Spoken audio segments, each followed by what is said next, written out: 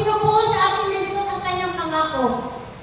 Katulad ko, wala nang maglingkod ako sa Panginoon, kailangan ay hindi ako tumigil. Kailangan ay hindi ako lumipat ng ibang community. At pinaninindigan ko yung pananatili ko sa community na ito. Mula nung ako naglingkod sa Panginoon, ilang dekada na yun? 1994 pa? 1994, ilang taon na ngayon? 2026 na tayo ngayon. 36 years. 36 years na po. At salamat sa Panginoon, at praise the Lord talaga, nang dahil sa aking pagsunod sa kalooban ng ating Panginoon, at pagtalima sa kanyang pinabuhaton, pinagpalaba ako ng Panginoon. Pinagpalaba ako ng Panginoon, palakpakan po natin ng malakas ang ating Panginoon. Amen!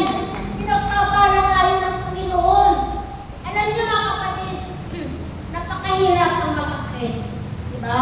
Napakahirap ang makasakit, lalo na pag wala kang ganyan, bilog. Kaya nga, tama yung sinasabi ni Mare, bawal kung magmasakit tayo ngayon. Sa hirap ng buhay, sa hirap ng pera, buti pa ngayon, buti pa ngayon pera, may tao eh. Pero tao, pera. Amen? So, ganun po kahirap ng kapatid. Kaya nga mga kapatid, naririto na tayo sa paglilingkod sa Panginoon. Sumunod tayo. Dapat sumunod tayo at maglingkod tayo ng tapat sa ating Panginoon. Manalig tayo at magtiwala sa Diyos na nagbigay sa atin ng ating buhay. Wala na tayong ibang pupuntahan pa. Kaya wala tayong ibang paglilingkuran pa maliban sa Diyos na tumawag sa atin. Pero sabi nga ng Panginoon sa Mateo 6, diba? Wala tayong ibang paglilingkuran maliban sa Kanya. Wala tayong ibang susundin maliban sa Kanya. Diba? Sabi ng Panginoon sa Mateo 6, walang makapaglilingkod ng sabay sa Diyos at sa kayamanan. Sapagkat papupunan niya ang isa at iibigin ang ikalawa. Paglilingkuran ng tapat ang isa at hahamakin ang ikalawa. Hindi kayo makapaglilingkod ng sabay sa Diyos at sa kayamanan. Tama? Palakpakan po natin ng malakas ang ating Panginoon. Kaya mga kapatid, wala na tayong ibang susundin. Wala tayong ibang paglilingkuran. Maliban kay Ama, Yahweh. Palakpakan natin ng malakas ang ating Panginoon. Praise Yahweh! Praise Yahweh! Hallelujah! At yun, paglilingkod natin ang tapat. Na isa lamang ang ating paglilingkuran. Isa lamang ang ating susundin. Baka mamaya niyan maraming bulong-bulong sa inyo.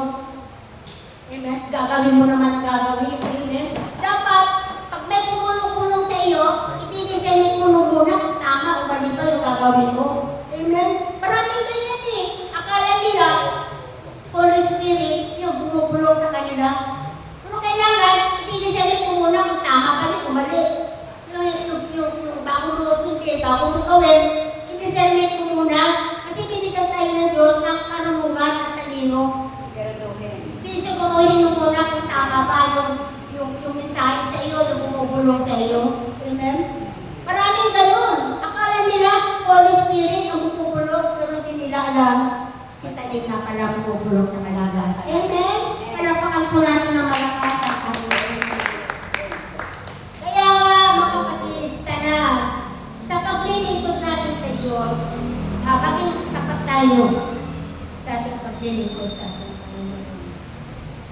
Maging tapat tayo at alam natin kung ano yung tama at mali sa ating mga ginagawa, sa ating pagsunod sa kalooban ng Diyos. Amen. Tayo tao lamang. Tao lamang tayo. Pero huwag natin gagawin sangkalan yung nagiging tao natin. Sapagkat doon sa pagiging tao natin, gagamitin natin sangkalan yung nagiging tao natin. Di ba hindi natin makita yung tama? Diba? Hindi ba hindi natin makita yung totoo? Hindi natin makita yung tama? Diba? Kung gagamitin natin lagi sa kalat, ay tao lang eh. O diba?